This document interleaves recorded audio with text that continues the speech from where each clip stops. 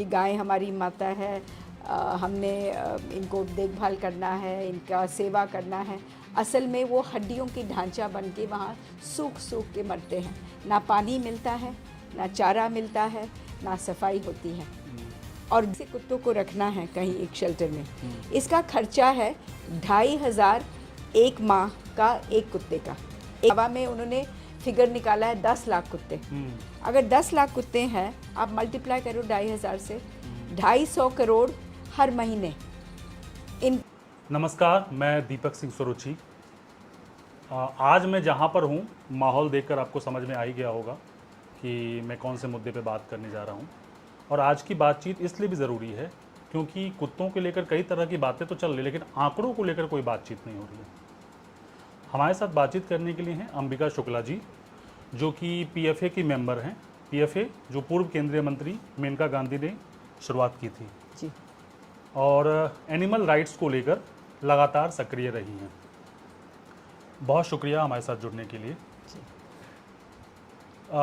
मैंने कुछ दिनों पहले गोयल जी का इंटरव्यू किया था, तो उनका एक सवाल था, मैं वहीं से शुरुआत करूंगा कि शेल्टर होम में भेजने से, कुत्तों को शेल्टर होम भेजने से आपत्ति क्यों है? मैं आपको बताती हूँ कि शेल्टर होम जो होते हैं वो क्या होते हैं। अगर आप एक कमरा बनाएं और इधर उधर से कुत्तों को डालें, कुत्ते एक दूसरे को जानते नहीं हैं, पहचानते नहीं हैं। कुत्ते टेरिटोरियल एनिमल हैं, वो एक दूसरे को लड़ झगड़ के ख़त्म कर लेंगे। मायूसी का माहौल है, जेल की तरह होता है। ना उनको कोई पहचानने वाला है वहाँ, ना उनको कोई प्यार करने वाला है वहाँ। उनको केवल खाना नौबत होता है, और वो भी कभी कभी जो डरे हुए हैं उनको कौन देखने वाला है कि वो छुपा हुआ है छोटा वाला पीछे। ये तो जीव है ना। किसी को डर लगता है, किसी को बहादुरी आती है, किसी उछल कूदता है, कोई मायूस बैठा होता है, जैसे इंसान होते हैं। मगर इंसान में फ़र्क, इंसान और इनमें ये फ़र्क है, इंसान अपनी मुसीबत सामने रख सकता है, ये नहीं रख सकते। तो इनको देखभाल करने में ज़्यादा केयर की ज़रूरत होती है, और केवल उन लोग कर पाते हैं, या तो जिसको ट्रेनिंग है, या तो उसको शौक़ है। और म्यूनसिपैलिटी में ना ट्रेनिंग है ना शौक़। ये तो उनके लिए तो पनिशमेंट पोस्टिंग बन जाती है। जो डॉग स्क्वाड है, जो क्लास 4 स्टाफ लगाए जाते हैं, वो they regard it as a punishment posting. ना इनको कुत्तों से कोई लगाव है, ना जानकारी, ना ट्रेनिंग, तो भी नहीं है और लगाव भी नहीं है। जी नहीं। तो ये काम जो है स्पेशलाइज्ड है, और केवल उन लोगों से हो पाता है जो लगाव रखते हैं। मगर उनसे भी ये बहुत मुश्किल काम है, क्योंकि शेल्टर चलाना आसान बात नहीं है। कुत्तों का केयर करना, जो बीमार और लाचार हैं वो सही है शेल्टर में, क्योंकि वो अपने आप कोप नहीं कर सकते, ना अपना खाना ढूंढ पाते हैं, ना अपनी सुरक्षा कर पाते हैं अकेले। तो उनको ज़रूरत है केयर टेकर की लगातार। तो that is the purpose of a shelter. सिर्फ बीमार, हैंडीकैप्ड और एक्सीडेंट इंजर्ड डॉग्स के लिए शेल्टर है। It's like a hospital. Shelter जो होता है वो हॉस्पिटल है। वो जगह ये नहीं है कि वो हेल्दी डॉग्स को जेल की तरह रखा जाए।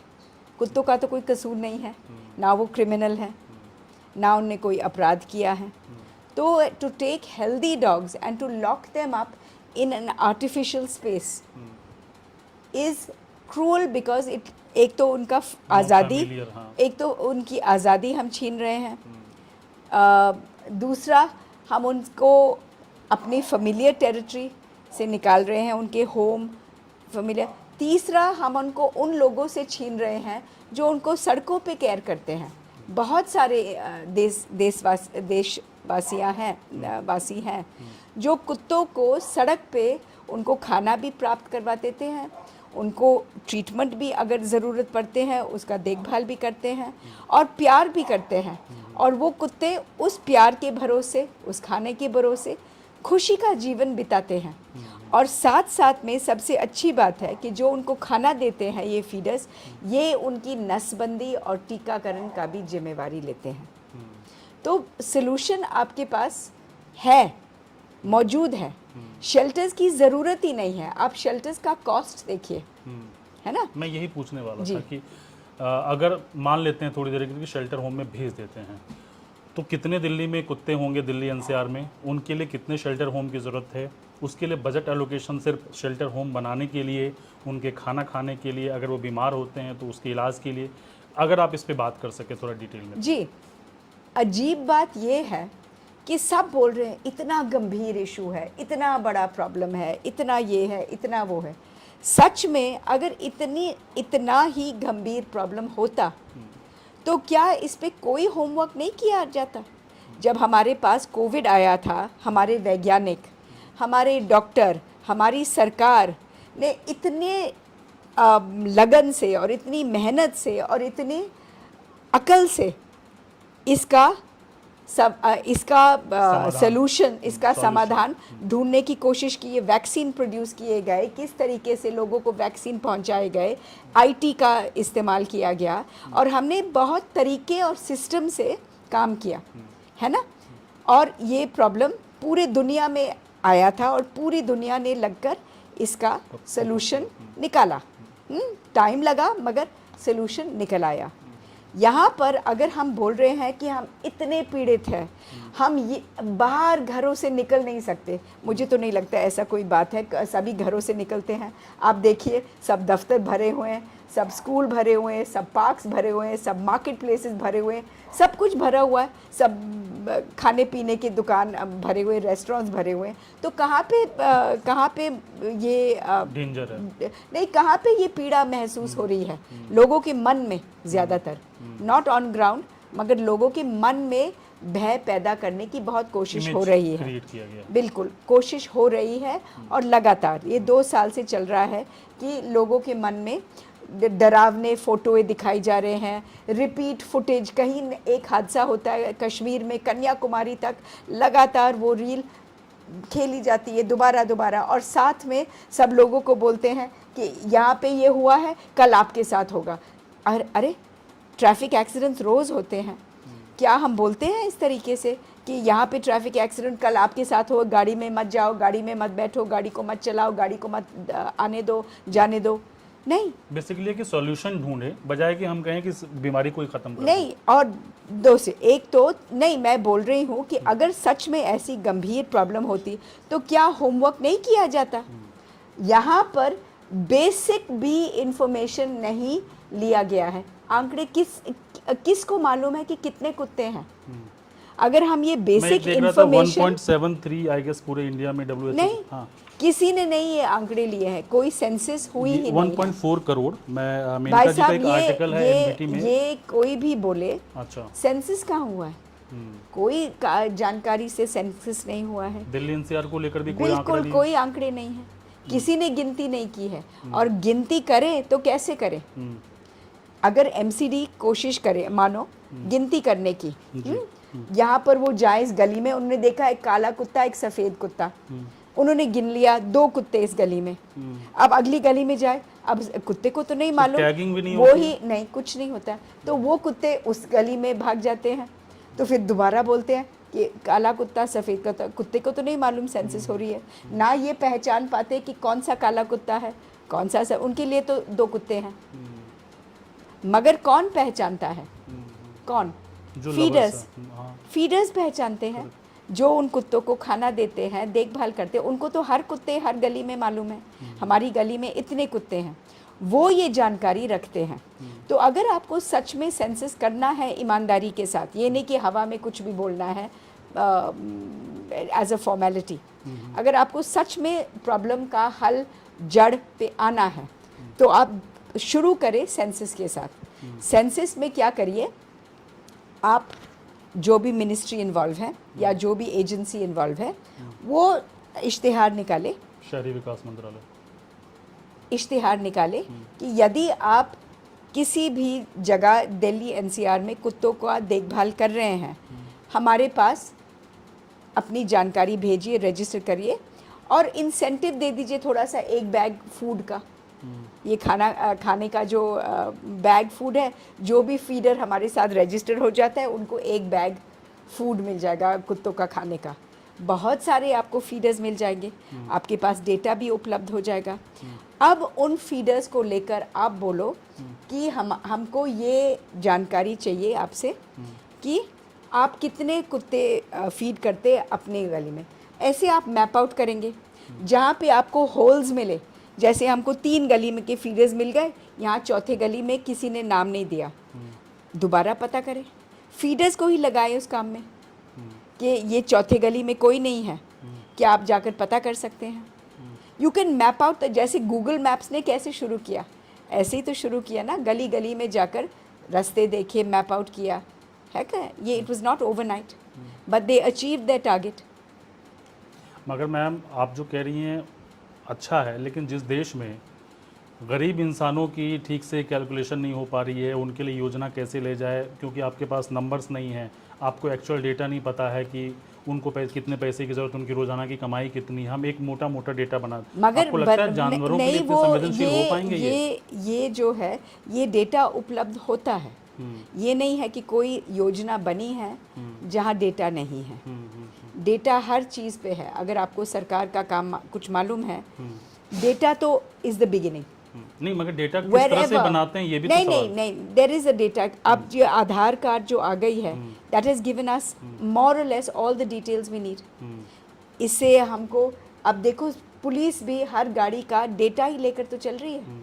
How are we doing it? जब हमारे पास आईटी है, वी गॉट आईटी, हमारे पास 311 का ऐप बनाया हुआ है एमसीडी ने, जिसमें हर कुत्ता जब वो उठाते हैं, it is photograph is taken और उसका लोकेशन आ जाता है। अच्छा, so we have the tools available, हम अच्छा। इस्तेमाल ही ना कर रहे हैं। इसको लेकर तो अवेयर भी नहीं है लोग। बिल्कुल, क्योंकि इसमें किसी ने ध्यान ही नहीं दिया। क्यों नहीं? क्योंकि ये इतनी गंभीर इशू कभी बनी ही नहीं है और है भी नहीं। ये जो लोग कंप्लेन करते हैं, जैसे आप ये इस आदमी की बात कर रहे हैं जो ये सवाल पूछ रहा था, इस आदमी को पूछो कोई भी सवाल इसके बारे में, इसको कुछ नहीं मालूम, उसको कुछ नहीं मालूम इसके बारे में, ना डेटा मालूम है, ना कोई, ये तो बस हवा से कोई भी बोल देता है। और क्योंकि किसी और के पास आंकड़े नहीं हैं, वो कॉन्ट्रडिक्ट भी नहीं करते और उनको वो चले जाते हैं। कभी 20 करोड़ बोल देते हैं, कभी 30 करोड़, कभी 10 करोड़, कभी 6 करोड़, और कभी याद भी नहीं करते कि कौन से आंकड़े उसने कहाँ पे बोले। तो कभी भी कुछ, तो ये मैं बोल रही हूँ। तो एक तो सबसे पहले let us start with the census. ठीक है। A census that involves the animal community to get you correct and reliable information. एक ये। दूसरा, एक जब आपके पास आंकड़े आ जाते हैं, मान लो कि आपने शेल्टर पे डिसीजन लिया है, फिर आपको पता चलेगा कि आपको कितने शेल्टर बनाने हैं, एक शेल्टर में कितना ज़मीन चाहिए, उस ज़मीन के लिए कितना पैसा आपको उपलब्ध करना चाहिए, शेल्टर में कितने कुत्ते रहेंगे, कितने स्ट्रक्चर्स आपको ज़रूरत पड़ेगी, एक स्ट्रक्चर कितना बड़ा होना चाहिए if the dogs are to have movement, shed में भी चाहिए, धूप में भी चाहिए, एक्सरसाइज एरिया भी चाहिए, अंदर खाने की जगह भी चाहिए अलग से, किचन भी चाहिए, ट्रीटमेंट एरिया भी चाहिए, मेडिसिन स्टोर भी चाहिए, आइसोलेशन रूम्स भी चाहिए कम्युनिकेबल डिजीज़ के लिए, बच्चों के लिए अलग से चाहिए, माँ के लिए, माँ बच्चों के लिए अलग, फिर बच्चे जब थोड़े से बड़े उनके लिए भी अलग, साइज़ वाइज फिर डिवाइड करना। This is a very, it's not के शेल्टर भिजवा दो और ख़त्म होगी बात, जैसे फरमान है, बहुत आसान है, मगर शेल्टर इम्प्लीमेंटेशन बहुत ही मुश्किल और अनफॉर्चुनेटली बहुत ही पॉसिबिलिटी है that it will not be implemented properly. It will be just turn into डब्बास। जैसे डब्बा बनाया, घुसेड़ दो अंदर, जिए तो जिए, मरे तो मरे, इज़ दी एटीट्यूड। कोई देखने वाला तो है नहीं, कोई पूछने वाला तो है नहीं, ये एटीट्यूड होगा और इसके कारण बहुत सारे कुत्ते वहाँ मरेंगे, सफ़र करके मरेंगे, क्योंकि एक तो लड़ झगड़ के, दूसरा बीमारियों से, एक दूसरे से बीमारी फैलेगी, कोई देखने वाला नहीं है, फैलेगी बीमारी और वो ख़त्म हो जाएंगे।